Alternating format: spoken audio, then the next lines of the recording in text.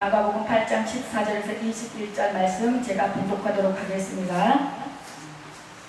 제자들이 떡 가져오기를 잊었으며 배에 떡 한 개밖에 그들에게 없더라. 예수께서 경고하여 이르시되 상가 바리새인들의 노릇과 헤롯의 노릇을 주의하라 하시니 제자들이 서로 수군거리기를 이는 우리에게 떡이 없음이로다 하거늘 예수께서 아시고 이르시되 너희가 어찌 떡이 없음으로 수군거리느냐 아직도 알지 못하며 깨닫지 못하느냐 너희 마음이 둔하냐 너희가 눈이 있어도 보지 못하며 귀가 있어도 듣지 못하느냐 또 기억하지 못하느냐 내가 떡 5개를 5,000명에게 떼어줄 때에 조각 몇 바구니를 거두었더냐 이르되 12린이니이다. 또 7개를 4,000명에게 떼어줄 때 조각 몇 강주를 거두었더냐 이르되 7이니이다. 이르시되 아직도 깨닫지 못하느냐 하시니라. 아멘. 하나님 아버지 감사합니다. 이 시간에 주님의 말씀을 들고 섰사오니 주님의 성령의 권능으로 붙들어 주시고 하나님의 말씀만 전하게 해주시옵소서. 예수 그리스도의 이름으로 기도드렸사옵나이다. 아멘. 오늘 하나님의 말씀은 잊어야 할 것과 잊지 말아야 할 것이라는 제목으로 함께 은혜 나누고자 합니다. 셰익스피어가 말한 것처럼 삶은 무대에서 잠깐 거들먹거리다가 퇴장하는 시시한 배우입니다라고 했답니다. 어떤 분이 인생을 개선해 보았습니다. 우리는 삶을 마칠 때까지 정지, 신호등 앞에서 기다리는데 6개월, 광고 우편물을 열어보는데 8개월, 잃어버린 물건을 찾느라 이것저것 뒤적이는데 1년 반, 그리고 각가지 이유로 줄을 서서 기다리는데 5년을 허비한다고 합니다. 창세기 5장에서는 19조에 대한 기록이 있습니다. 인류 역사상 가장 오래 산 900세 이상 산 사람들의 이야기가 나옵니다. 이 장의 내용을 요약하면 낳고 낳았으며 죽었더라입니다. 900년을 살아도 이게 인생인 것입니다. 그래서 그런지 옛날 중국의 한현인은 우리의 삶을 다음에 3가지 낱말로 요약했습니다. 서두름, 걱정, 무침입니다. 시간은 쉬 지나고 인생에는 항원이 닥칩니다. 아무 낙이 없다고 하기 전 하나님을 기억하는 지혜가 필요합니다. 가장 불행한 사람은 물질적으로 가난한 사람이 아니라 정신적으로 가난한 사람이라는 생각이 듭니다. 부유하면서도 스스로 행복할 줄 모르는 사람은 불행한 사람입니다. 눈 감은 소경보다 눈 뜬 소경이 더 불쌍한 것 같습니다. 눈 감은 소경은 안 보이니 보지 못한다고 하지만 눈 뜬 소경은 눈이 있어도 보지 못하고 귀가 있어도 듣지 못하니 얼마나 안타까운지 모릅니다. 깨달음이 없고 은혜 그곳으로 받아들이지 못하는 병든 심령은 참으로 보기에 안타까운 것입니다. 예수님께서는 3년 반 동안 복음을 전했습니다. 4분의 3에 해당하는 시간을 12제자를 가르치는 데 쓰셨다고 합니다. 예수님께서는 12제자를 위해서 그만큼 많은 시간을 할애하여 그들을 가르치고 바른 길로 인도하고자 하셨습니다. 그리하여 마침내 예수님께서는 가르친 그 12제자를 통하여 오늘날의 세계적인 교회를 이룩하게 되었던 것입니다. 오늘 본문에서는 12제자를 앞에 놓고 가르치신 예수님의 모습을 볼 수 있습니다. 예수님께서는 5,000명을 먹이시는 이적을 보이십니다. 성경 말씀대로 상상해 보시기 바랍니다. 물 한 방울, 풀 한 폭이 없는 정말 드넓은 광야에 사막에 5,000명이 모였습니다. 이제 저들이 목마르고 배고플 때가 되었습니다. 그대로 집으로 돌아가게 할 수도 있었습니다마는 예수님께서는 그렇게 하지 못하셨습니다. 저들이 얼마나 시장할까, 얼마나 배고플까, 돌아가는 길에 저들이 배가 고파서 쓰러져서 죽지는 않을까 염려하시면서 떡 5개와 물고기 2마리로 이적을 보이십니다. 5,000명을 배부르게 먹이시고도 12강주리가 남았습니다. 오늘날에 이런 일이 일어났다면 아마도 세계적인 빅뉴스가 될 것입니다. 굉장한 사건이 아닐 수가 없습니다. 저들 모두 엄청난 감동을 받았습니다. 그런가 하면 이어서 떡 7개로 4,000명을 먹이시는 이적도 보이셨습니다. 이러한 큰 사건들은 이적입니다. 하나님의 능력이요, 그 능력이 이적 가운데 나타난 것입니다. 표적입니다. 눈으로 보고 입으로 먹고 손으로 만질 수 있는 하나님의 말씀입니다. 표적 속에는 중요한 말씀이 담겨 있음을 알아야 합니다. 이처럼 큰 사건에 직면하고도 깨달음이 없고 본 것도 들은 것도 이해한 것도 없다면 참으로 서글픈 일입니다. 적어도 이 표적 속에는 하나님의 사랑이 계시되어 있습니다. 저들이 배고파한다는 사정을 하나님께서 아시고 너그러운 은혜를 베푸신 것입니다. 하나님의 사랑과 능력, 개별적인 돌보심, 임마누엘, 이 역사를 이 사건을 통해서 경험하게 되었습니다. 우리 각자 한 사람 한 사람에게도 하나님의 사랑과 능력이 또 개별적인 돌보심이 또 하나님이 함께 하시니 각자 있으신 줄로 믿습니다. 그리고 감탄과 놀라움, 감사와 찬양 굉장하지 않습니까? 그러나 저들은 믿음이 없어서 그런지 깨달음이 없어서 그런지 불과 하루 이틀 전의 일을 기억하지 못합니다. 우리들은 그렇지 않습니까? 좋을 때는 정말 일이 잘 풀리고 순단할 때는 정말 시의낙낙거리고 그러다가 또 하나님 또 나쁜 일 있고 우환이 닥치고 그러면은 또 하나님께서 우리에게 베푸신 은혜는 망각해버리고 또 지금 왜 하나님이 살아계신가요? 왜 살아계시다면 왜 나한테 이런 일이 있나요? 그리고 우리가 따지는 모습이 우리의 모습이지 않나 생각해 봅니다. 배를 타고 디베라 바다를 건너가시는데 아침 식사 시간이 되었습니다. 그런데 배 안에는 떡이 한 개밖에 없었습니다. 예수님께서 가르치시는 중에 바리새인들의 누룩과 헤롯의 누룩을 주의하라고 말씀하시자 저들은 누룩이라는 말에 떡을 생각합니다. 우리는 떡이 없습니다 하여 서로 의논합니다. 이 의논이라는 말로 순하게 번역되었습니다마는 이 원래 원문은 이성에 호소하며 변론을 벌이다 하는 뜻입니다. 바로 책임 소재를 추궁한 것입니다. 왜 떡이 하나밖에 없느냐? 회개를 맡은 가룟 유다, 너는 왜 준비하지 않았느냐? 베드로, 당신은 수제자가 되어 그것도 못 챙겼느냐? 누가 책임을 질 것인가요? 서로 변론하면서 서로 네가 잘 챙기지 못해서 그렇지 않냐? 서로 따지고 서로 책임 전가를 합니다. 식사 시간이 되었는데 예수님께 드릴 떡이 없으니 오죽은 듣게 되었다고 생각하니 정말 서로 시끄럽고 어지럽습니다. 예수님께서 제자들이 의논하는 모습을 보시고는 책망하시며 교육하십니다. 여러분 가만히 생각해 보십시오. 떡 5개로 5,000명을 먹인 사건이 있지 않았습니까? 그러면 적어도 예수님을 따라다니면 먹을 걱정은 안 해도 되겠구나 하는 정도는 되어야 할 것 아닙니까? 우리의 모습이죠. 우리도 예수님을 믿는다고 하면서 먹을 거, 입을 거, 어떻게 살 것인가 걱정하며 다 살아가지는데 지나고 보면 다 하나님의 은혜로 살아왔습니다. 그러면서도 우리 걱정하는 모습이 우리 모습하고 똑같은 모습인 것 같습니다. 참으로 미련한 모습인 것 같습니다. 밥 걱정은 안 해도 되겠다. 경제 문제로 걱정 안 해도 되겠다. 이것만 2명을 깨달았어도 별로는 나오지 않았을 것입니다. 떡 5개로 5,000명을 먹였는데 1개로 12명을 못 먹이겠습니까? 문제될 것이 없습니다. 답답한 제자들을 향해서 5마디의 말씀을 하십니다. 첫 번째로 어찌 의논하느냐, 왜 그것이 문제가 되느냐 하는 것입니다. 서로 왜 따지고 책임 전가를 하고 회피를 하느냐. 둘째, 왜 깨닫지 못하느냐. 셋째, 어찌하여 마음이 그토록 둔하냐. 바위덩이 같다는 마음입니다. 우리의 심령이 정말 바위덩이 같으면 하나님의 말씀이 아무리 우리의 말씀을 치고 들어와도 그 바위덩이 같은 말씀으로 치고 들어오지를 못합니다. 그래서 내 마음속의 심령 가운데 이 바위덩이 같은 심령 때문에 하나님의 말씀을 들어오지 못하고 부딪혀 튕겨져 나가기 때문에 하나님의 말씀은 상관이 없고 내 생각 내 방법대로 나를 의지하고 내 주먹을 의지하고 내 생각을 의지하고 나가는 것입니다. 넷째, 보지 못하며 듣지 못하느냐. 다섯째, 왜 기억하지 못하느냐 하는 것입니다. 이 5가지의 말씀을 하나하나 깊이 생각해보면 미련하고 우둔한 오늘날의 나의 모습이지 않고 여러분의 모습이지 않나 생각해 봅니다. 본문 말씀을 다시 한번 깊이 생각해 보면 그 요지가 3가지로 나누어짐을 알 수 있습니다. 깨달아야 한다, 기억해야 한다, 믿어야 한다는 것입니다. 시편 49편 20절에 보면 종기에 처나 깨닫지 못하는 사람은 멸망하는 짐승 같도다 하는 말씀이 나옵니다. 깨달음이 없으면 사람이 아닙니다. 보고 깨닫고 듣고 깨달아야 하지만 정 안 되면 매맞으면서라도 깨달아야 합니다. 지금 그 할아버지 며칠째 계속 놀이터에도 안 보이시고 그래서 제가 전화를 했더니 해서 놀이터에 다시 안 온다는 거예요. 그래서 왜 안 오냐고 했더니 싸움이 났다는 거예요. 그래서 여차저차해서 침을 맞으러 다니신다고 해서 파출소에 있는 데까지 가서 저희가 기도해드리고 그렇게 왔는데 자기가 싸우지도 않았는데 자기가 이상하게 옆에 있었던 걸로 말미암아 괜히 누명을 씌운 거예요. 그래가지고 보라고 주일 성수도 안 하고 그렇게 돌아다니니까 엉뚱하게 그렇게 내가 겪지도 않아야 될 일을 겪지도 않느냐고. 그래서 저는 그러면 깨닫고 올 줄 알았어요. 근데 이렇게 안 오시는 거는 저도 어떻게 할 방법이 없어요. 그렇잖아요?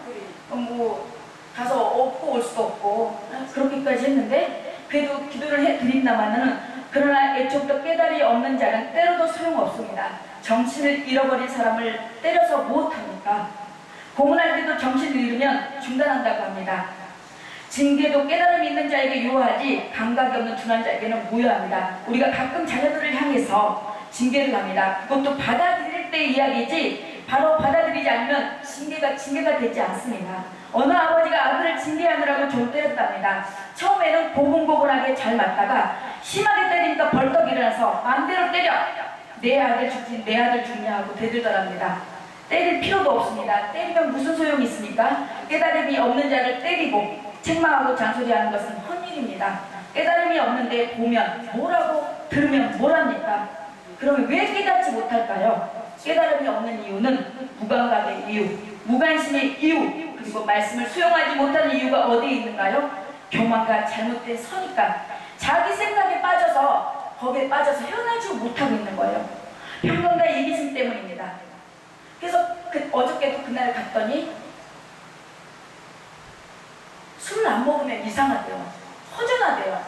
그래서 혼자서 술을 마시고 그렇게 한다는데, 그러니까 그 생각에, 자기 생각에, 그 허전하다는 생각에, 외롭다는 생각에 거기 빠져서 자꾸 술로 외로움을 달래려고 하니까 이제는 걷잡을 수 없이 술 중독이 돼버리는 거예요.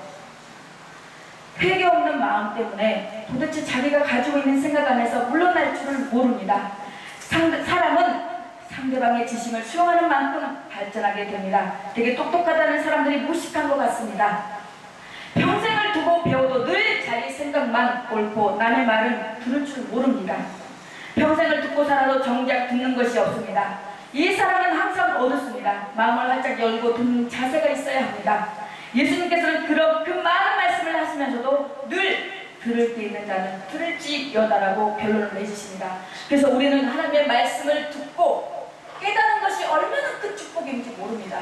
저는 정말 그때 우리 집사님 신방 가서 그러한 어떤 집사님만의 깨달음이 있어서 저는 얼마나 감사한지 몰랐습니다. 네, 들을 귀가 있어야 듣습니다. 마음이 없는 자는 들어도 보아도 맞아도 아무런 소용이 없습니다. 모름지기 내 자신의 편견을 갖고 있는 그 편견을 버려야 합니다. 켄 블랑카드라는 교수가 이런 말을 했다고 합니다. 사람은 선천적으로 변화를 두려워한다. 변화에 대한 호기심, 즉 변화를 바라는 마음이 있으면서도 그 변화를 두려워한다는 말입니다. 첫째, 지식의 변화를 두려워하고, 둘째, 자세의 변화를 두려워하고, 셋째, 행동의 변화를 두려워하고. 그러니까 이 성도님은 맨날 먹었던 술을 안 먹으면 뭔가 이상한 거예요. 허전한 거예요. 그러니까 그 허전함이 그 이상해서 또 먹게 되고, 또 깨고 나면 그게 또 수치스러워서 또 먹게 되고, 그렇게 된단 말입니다. 넷째, 조직의 변화를 두려워한다고 합니다. 특히 우리 국민 중에는 생각이 보수적인 사람이 많습니다. 지나치게 보수적이고 한 번 가지게 된 생각을 바꾸지 못합니다. 내가 이미 가진 경험과 지식이 전부입니다. 아직 때문에 새로운 것을 받아들이지 못합니다. 저희 어렸을 때 저희 이제 시골에 바닷가라서 김을 하다가 이제 김이 잘 안 돼서 파래로 이제 이렇게 바꿨어요. 파래 아시죠? 파래를 바꿨는데 파래를 하다가 또 잘 안 되는 거예요. 모든 사람들이 파래를 많이 하니까 시가가 떨어지는 거예요. 그래서 제가 아빠한테 그랬어요. 그때 그 어린 나이지만 아빠한테, 그럼 아빠 파래 하지 말고 남들 안 하는 거 김으로 다시 우리 집만 하면은 그 김이 가격이 올라가지 않냐고. 근데 저희 아빠 말은 남들 한 거 해야지 또 우리만 또 어떻게 하냐 이거예요. 그래서 그 당신만의 갖고 있는 생각을 버리지 못하고 새로운 걸 하려니까 두려운 거예요. 그러니까 거기에 항상 그 자리에 머물러서 안주해서 더 발전되지 못하는 모습을 보게 됐습니다. 우리는 망할 때는 기부터 먼다는 말이 있지 않습니까? 우리는 항상 남의 말은 정말 때로는 남의 말도 들을 줄 알아야 돼요.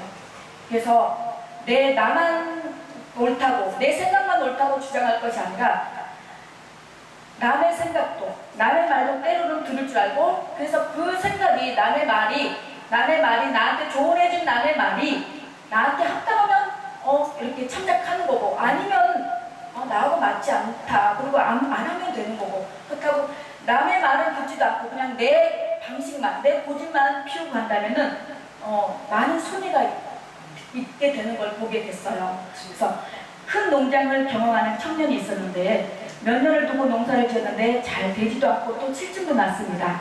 농장을 팔아버리라 생각하고 신문에 광고를 냈습니다. 그랬더니 며칠 사이에 수백 명이 나타나 너도 나도 사겠다고 신청을 합니다. 청년은 깜짝 놀랍니다. 그래서 이번에는 다시 팔지 않는다는 광고를 합니다. 내가 가지고 있는 것이 별로 순통치 않은 줄 알았는데 많은 사람이 이를 부러워하자 비로소 내 것이 소중한 것임을 자각한 것입니다. 우리들 가운데서 이런 사람이 많습니다. 다른 사람은 나를 부러워하는데 나는 나를 부러워하지 않습니다. 다른 사람은 내 처지가 가장 좋다고 하는데 나는 내 처지가 가장 불행한 거예요. 네, 불행한 사람입니다. 정말 내 생에 대한 긍지가 없는 사람은 정말 불행한 사람입니다. 어떻게 살든 이렇게 살든 저렇게 살든 내가 사는 게 가장 정말 값지게 살고 있다고 자부심을 갖고 긍지를 살고 있을 때 내가 행복을 느끼고 그 행복으로 말미암아 더 기쁘게 즐겁게 해나갈 수 있는 것입니다. 의미를 모르면 행복이 없습니다. 행복은 깨달음과 정비례를 함을 알아야 합니다. 선물도 보십시오. 거기에 담겨있는 마음을 읽을 때가 의미가 있습니다. 마음과 의미를 바로 깨닫지 못하는 자에게 선물은 무용지물입니다. 뇌물이 되고 맙니다. 예수님께서는 큰 이적을 행하셨습니다. 하나님의 능력이요 그리스도의 말씀이요 표적입니다. 그런데 사람들이 깨달음이 없었습니다. 여러분, 사람이 떡으로만 살 수 없음을 알아야 합니다. 5,000명을 먹인 자리에서 그 떡을 얻어먹은 사람이 아닐지라도 우리는 오로지 하나님의 말씀으로 산다는 것을 깨달아야 합니다. 그럼에도 이 점을 모릅니다. 사람은 충분히 행복할 수 있습니다. 단지 그 행복을 깨닫지 못해서 불행할 뿐입니다. 깨달은 다음에는 그 은혜를 기억할 줄 알아야 합니다. 원한은 잊어야 하고 은혜를 기억해야 한다는 말이 있지 않습니까? 나쁜 일은 빨리 잊고 좋은 일은 오래 기억해야 한다는 것입니다. 그러나 원한은 오래 이에 쓰고 은혜는 바위 위에 쓰라고 하는 말도 있습니다. 그러나 대부분의 사람들은 어떻습니까? 정반대로 살려고 합니다. 은혜는 물 위에 쓰고 원한은 가슴에 품었습니다. 죽을 때까지 못 잊는 게 아니라 죽어서까지 못 잊겠다고 합니다. 도대체 어떻게 하겠다는 말인지, 이 원한 때문에 이 사람이나 저 사람이나 깨달음이 없고 끝모를 불행이 시달립니다. 여러분, 인생은 가장 가시가 많기로는 요셉을 뽑을 수가 있습니다. 그 형들의 미움을 샀고 깊은 운동에 빠졌고 던져졌고, 한마는 정말 요동강을 건너서 이집트에 끌려가 노예가 되었고, 엉뚱하게 주인 안여자의 분풀이 때문에 억울하게 감옥에 갇히기도 했습니다. 그의 인생은 한마디로 가시밭길 인생이었습니다. 그런 요셉이 제사장의 딸 아스낫을 사랑하고 결혼하여 아들을 낳은 후에 그의 아들 이름을 무엇이라고 지었습니까? 창세기 41장 51절에 므낫세, 그 의미는 잊어버린다는 것입니다. 사랑은 요셉으로 하여금 모든 가시와 분함과 원함을 말끔히 잊게 하는 것입니다. 사랑은 모든 죄를 덮는다고 했습니다. 덮는 사랑이란 곧 잊어버린 것을 뜻합니다. 용서는 곧 잊어버림을 말합니다. 그러므로 망각의 은총 없이 감사할 수 없습니다. 남편이 젊은 시절에 서운하게 했던 것을 못 잊으면 어떻게 감사하며 후반에 행복을 누릴 수 있겠습니까? 그러한 기억 때문에 온 가족을 불안하게 하면 안 됩니다. 과거에 어떻게 살았느냐도 중요하지만 지금 얼마나 감사하고 기쁘게 사느냐가 더 중요합니다. 여러분, 잊을 것은 다 잊어버리시고 바울 사도처럼 뒤의 것을 잊어버리고 앞의 것을 잡으려고 해보십시오. 이제부터 행복하고 더 기쁘게 살 꿈을 꾸십시오. 앞으로 살 일도 많은데 이제 살다가 앞으로 살면 얼마나 더 살겠습니까? 근데 뭐하러 지난 거에 과거에 거기에 막 연연해가지고, 저도 예전에 막 그랬어요. 서운한 거 막 있으면 그거에 막 되씹고 또 생각하고 밤을 설치면서까지 막 그렇게 풀어지지 않아가지고 그랬는데 그게 나를 죽이는 거더라고요.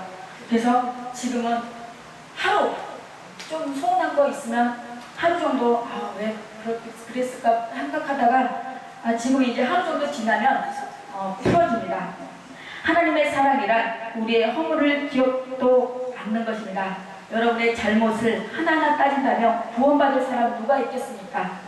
다 잊고 독생자까지 주신 것이 곧 복음인 것입니다. 지난 일을 다 잊어버리시고 소원하고 섭섭했던 것은 기억도 하지 말고 앞으로 더 잘 살 꿈을 꾸어보십시오.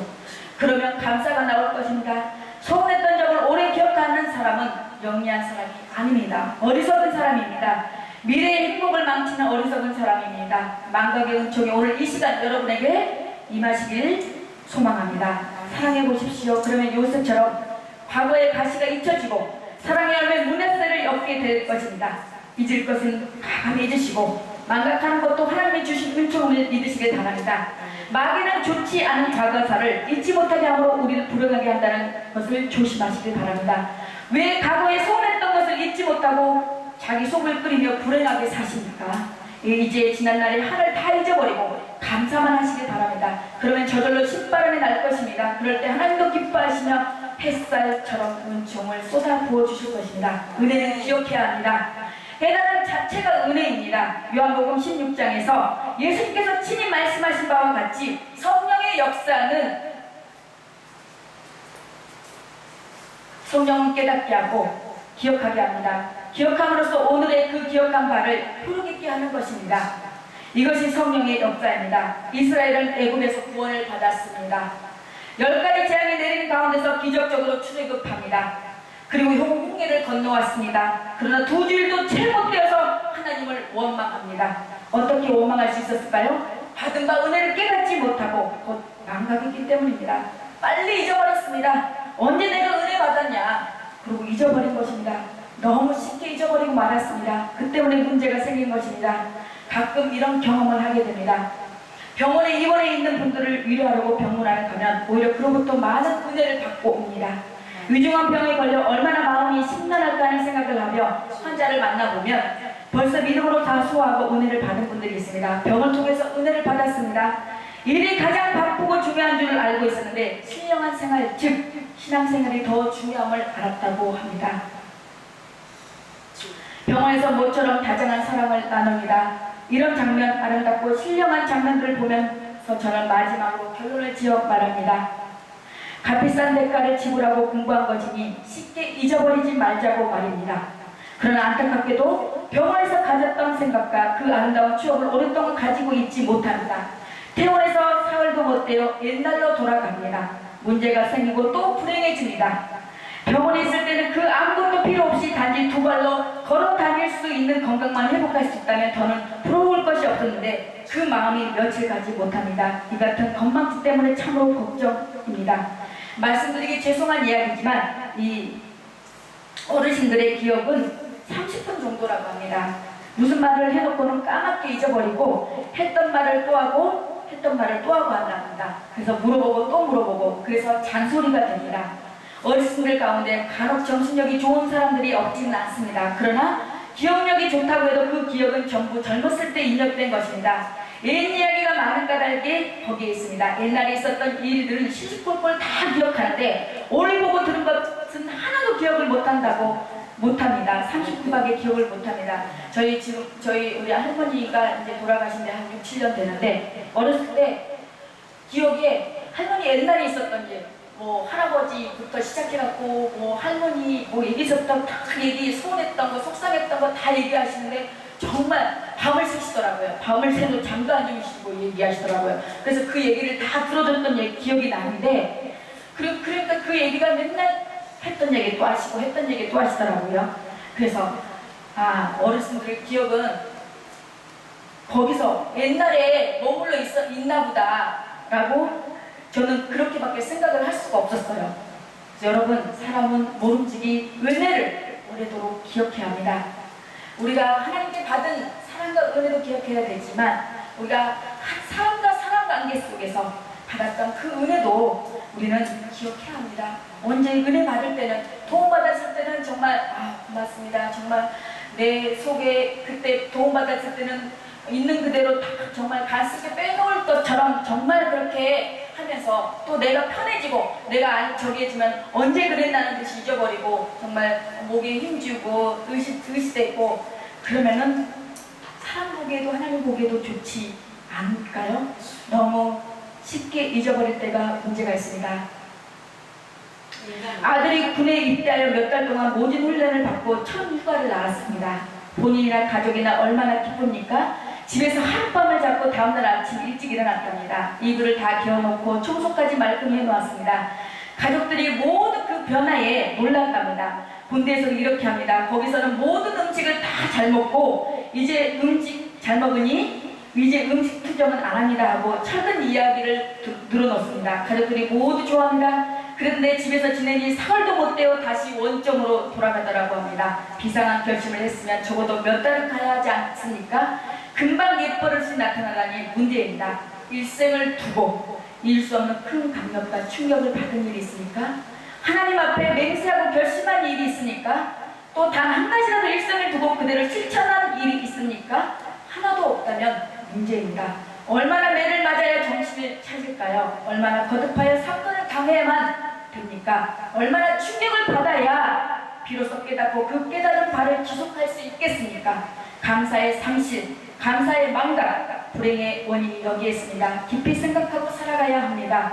또 하나 기적을 믿어야 합니다. 예전에 기적이 있었다면 오늘도 있을 수 있습니다. 기적의 현재성을 믿어야 합니다. 우리의 삶 속에는 옛날 이 말씀 시대, 옛날 시작 시대, 구약 시대만 있었던 기적이 아니라 오늘은 정말 우리가 하나님의 말씀대로 순종하고 믿고 따라가면 우리의 삶 속에 분명히 하나님의 기적은 있습니다. 그걸 우리가 캐치하지 못하고 내 생각 내 뜻대로 그냥 세상 속에서 살아가서 하나님은 어디 계시냐고 마음이 둔해져서 그럴 뿐이지 분명히 하나님은 살아계십니다. 살아계신 하나님입니다. 또 하나 기적을 믿어야 하며 예전에 기적이 있었다면 오늘도 있을 수 있습니다. 다른 사람이 죽어가는 것을 보았으면 나도 죽을 것이라는 사실을 깨달아야 합니다. 다른 사람이 병들었으면 내가 병든 것과 같이 생각할 줄 아는 믿음이 있어야 합니다. 모세와 함께 하신 하나님 오늘도 우리와 함께 하십니다. 아브라함을 부르신 하나님 이제 나를 부르십니다. 5,000명을 먹이신 그 역사가 그저 옛날 이야기에 지나지 않습니까? 결코 옛날 이야기일 수만은 없습니다. 바로 오늘 우리가 그의 기적을 보고 또 믿고 깨달아야 합니다. 어제 사건이 오늘에 있습니다. 내게도 똑같은 기적이 나타날 것을 믿어야 합니다.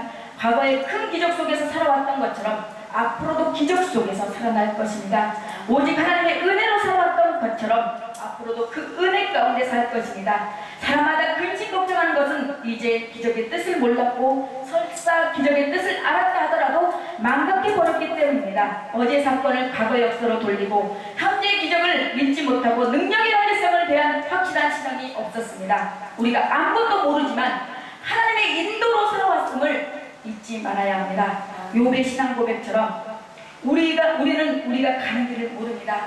욥기서에 보면 나의 가는 길을 오직 그가 아시나니 나를 가려하신 후에는 내가 정금같이 나오리라고 했습니다. 오직 주께서만 아십니다.